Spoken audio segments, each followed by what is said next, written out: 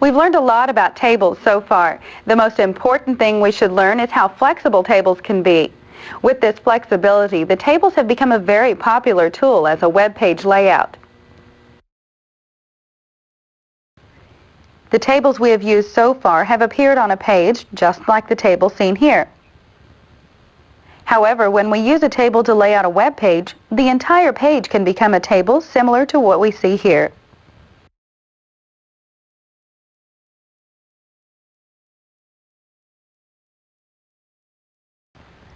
We're looking at an HTML page called table.htm inside of Notepad. We're going to take this and make a web page organized by a table. First, let's place the cursor in the blank line following the opening table tag. Here we'll enter the table row tag, TR. In the following line, enter a table data tag, TD. This prepares us for entering some text.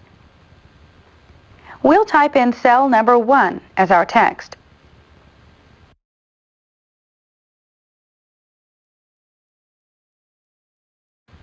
Now press Enter for a new line and enter another table data tag here. After the table data tag, we'll type cell number 2.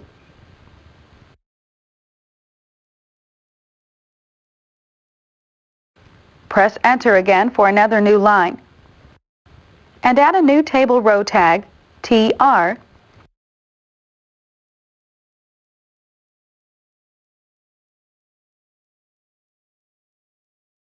TR for a second row. Next, enter a TD tag and type cell number 3. Notice that we already have a closing table tag here. Let's add one attribute before we take a look with our web browser. We'll add a border so we can see just where our table is. Place the cursor inside the opening table tag. Add a space. Then type border. Now we'll save the page. Now let's open this page by pressing Alt plus Tab. This little table isn't very impressive. It's actually kind of pathetic looking, but we've only just begun.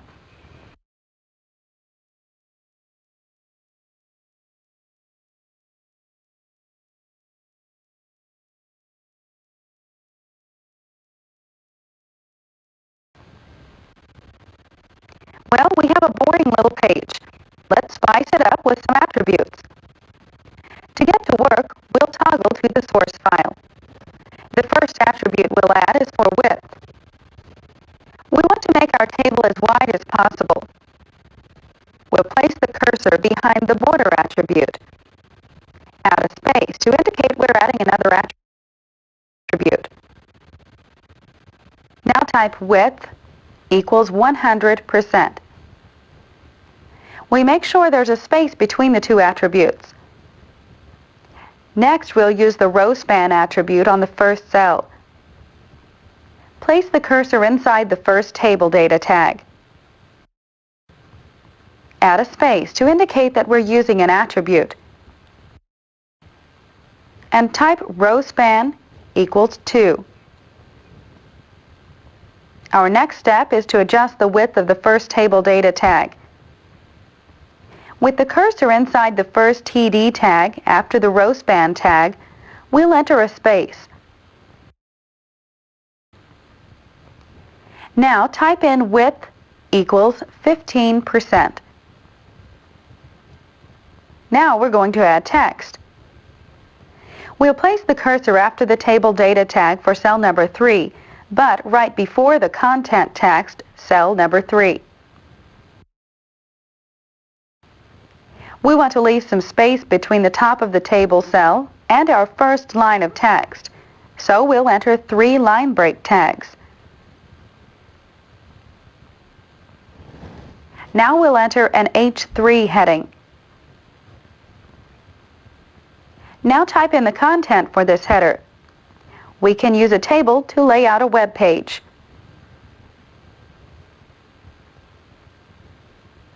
Now enter in the closing header 3 tag. Now center the heading by adding a center tag around it. We'll place the cursor in front of the opening H3 tag and type the center tag right here. Move the cursor and place it after the closing H3 tag and add in a closing center tag. Now delete the text that says cell number 3. Let's see how the table is looking so far. Save, then refresh in the browser.